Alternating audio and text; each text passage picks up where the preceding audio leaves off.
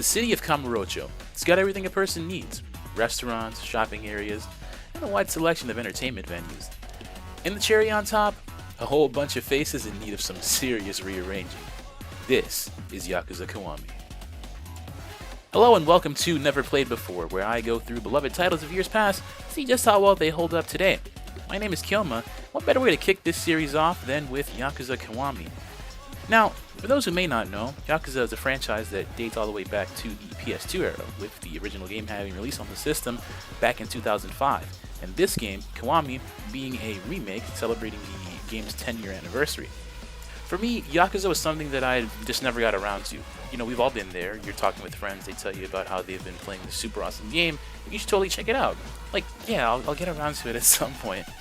So when I saw a bundle last year on the PlayStation Store for $20 that included this game as well as Yakuza 0 and Kiwami 2, I figured this would be a great opportunity to jump into the series. Then I just kind of sat there collecting digital dust for months until one fateful night.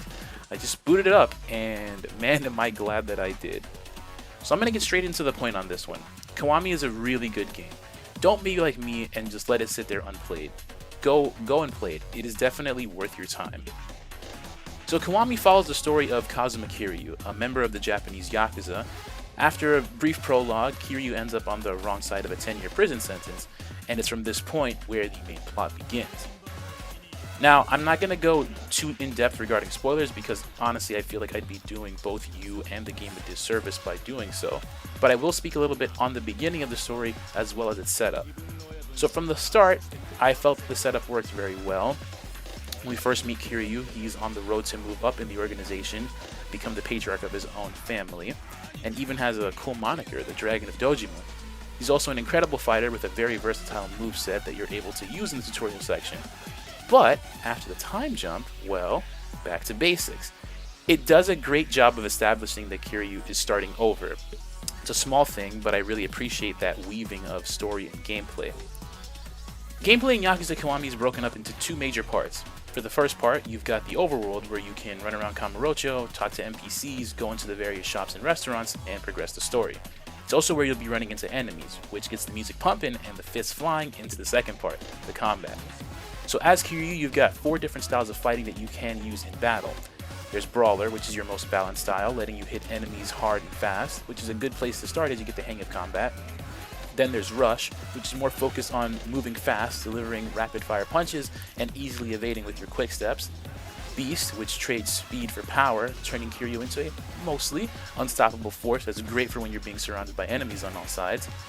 And finally Dragon. I'm gonna be upfront, Dragon style is terrible at the start. You get like 2 punches, you can't do any finishers, it's really bad.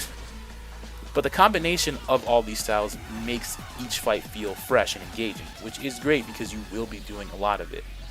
During fights, you have several opportunities to perform finishing moves depending on how much of your meter, or heat gauge, you have built up. This heat is built up by dealing damage to opponents and after unlocking certain skills in your skill tree by doing things such as evading at the right moment and taunting. And yes, you can taunt in this game, and it's great. Unlocking these skills is done by using the experience points which you accumulate.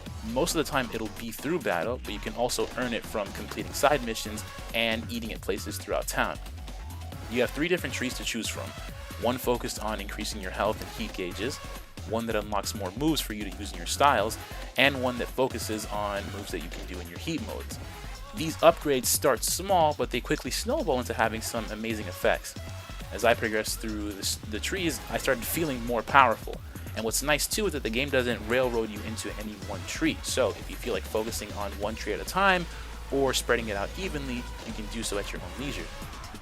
Now the one exception to this is the Dragon style, which has its own independent tree. Now you might hear that and wonder, well Kyoma, how do you level it up then? And the answer to that is easy. Just beat up this one guy a lot. Like a lot. It's like not even different guys. No, just the same guy repeatedly. This guy. So instead of experience points, skills for the Dragon style are obtained as you progress through the Majima Everywhere system. As the name suggests, it requires the player having to have repeated encounters with Goro Majima. So starting from rank F, fights against Majima will steadily raise the bar, unlocking moves for the Dragon style, as well as new variations of Majima for the player to run into. Certain moves do have specific requirements that you have to meet in order to get, such as beating him in a bowling match or defeating a specific variant multiple times. And while it may feel tedious at first having to fight him so many times, by the time I hit the midpoint of the game, I was just using these fights with Majima to just test out the new moves that I unlocked from my other trees, as well as their effectiveness in battle. It also helps that Majima's different variations have slightly different movesets, for the most part. Still, for some of the requirements, I would recommend using a guide because they can require doing a very specific chain of events to trigger, and it's just a little bit hard to follow. So now that we've got the mechanics out of the way, let's talk about the story. I want to share my thoughts on how I felt about the game's overall plot and themes. Now, I went into Kiwami not knowing what to expect, and I'm glad that I did. If I had to describe the plot in its most basic form, I'd describe Yakuza Kiwami as a combination of an action movie and a soap opera. The plot manages to be both fantastical and down-to-earth at different points, and I think the reason it ends up working so well is that the major characters feel fleshed out. Kiryu, for all his amazing feats that he can pull off in the game, he's still just a guy. He still gets mad, he worries about the people close to him, and he just enjoys simple things like racing RC cars. It's these different facets of personality that make him feel three-dimensional. And it's not just him. At its core, Yakuza Kiwami is a story about family and the lengths that one will go for them.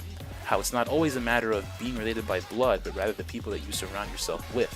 And that theme carries for the entirety of the campaign. Now, honestly, by the time the credits rolled, I was tearing up. It's a really touching story. Now, Yakuza's main campaign is broken up into several chapters. In these chapters, you'll often have to go to a location, talk to someone, fight some people, talk to someone else, and then some crazy battle usually closes this chapter out. I never felt locked into doing these story missions. The game does a pretty good job at letting you know when you're about to move on into a closed area. So if you want to take some time, maybe grind out some more experience or skills, just see what town has to offer, you can do so. Because of the open map of Kamurocho, you can go and do other things like complete the side missions or play one of the many awesome minigames. The minigames were one thing that I kind of had a familiarity with about the series before I started, but honestly, some of these are just really addicting, and I can see how people can just sink hours into them. There's like a Coliseum mode where you just do like arena fights. There's bowling, there's darts.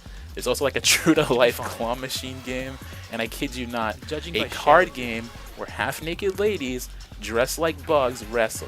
And in universe, it is marketed toward children. I am not making it up. That's not to say the game is without its flaws. There were times where I felt that bosses felt a bit damage spongy, and this was something that I encountered multiple times throughout the campaign. Now, I can get wanting to test players to see if they're getting a grasp of the mechanics, but some of these were just ridiculous. Especially at the very end of the game, there was one boss in particular that I felt was very cheap with this.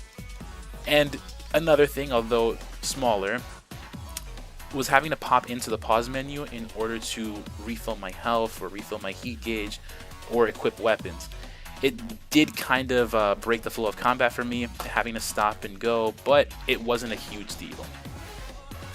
So in closing, I'd say that my experience with Yakuza Kiwami was a great one. By the time I reached the end of the main campaign, I clocked in about 30 hours of playtime, and that was just by playing at a leisurely pace. What's more, there's also bonus modes and challenges that unlock after you complete the game once, along with a new game plus that lets you carry things over if you so choose. So there's added value in going through it again. Now, if it isn't obvious how I've been speaking about it, I'd say Kiwami does hold up. I'm in the ride. I'm in it for the ride for this franchise now, and I cannot wait to see how Kiryu's story continues. If you made it to the end of the video, thank you so much for watching. I really enjoyed, sharing my experience with Yakuza with you all, and I would like to do so again for a future game. So if you have any suggestions, please leave a comment down below. To give you kind of an idea of what I want to do with this series, kind of the next sort of few games that I have lined up, I would like to talk about Ghost of Tsushima maybe, or Red Dead Redemption, or everyone's favorite Sonic title. So, if you're interested, maybe consider hitting that subscribe button. Maybe leave a like. Maybe share with your friends. If you want to follow me, you can hit, like I mentioned, hit the subscribe button. You can also follow me on Twitch at twitch.tv/Kilma589, where I'm often streaming games, trying to stream games. But that's going to be it for me, y'all. Have a great day. Thank you again for watching, and see you later.